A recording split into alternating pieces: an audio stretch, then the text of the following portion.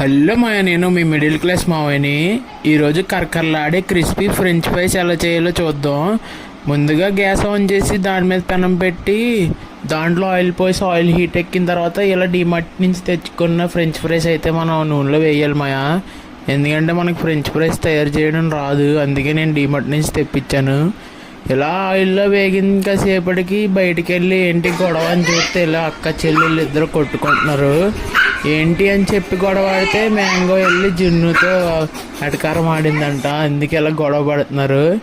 ఈ గ్యాప్లో మన ఫ్రెంచ్ ఫ్రైస్ ఏమవుతుందని చూస్తే ఈ లోపు ఒకటి వచ్చి మీద పడ్డది.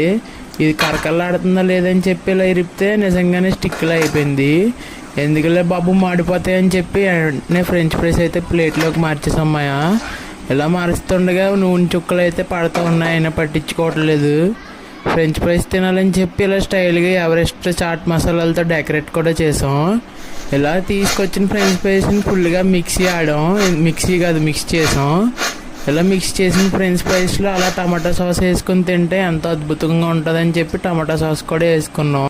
ఇలా ఒకటి నోట్లో పెట్టుకోగానే మా అక్కల అబ్బాయి అయితే నాకు కూడా పెట్టండి మావయ్య అంటూ అడిగాడు. వాడి రియాక్షన్ చూడండి.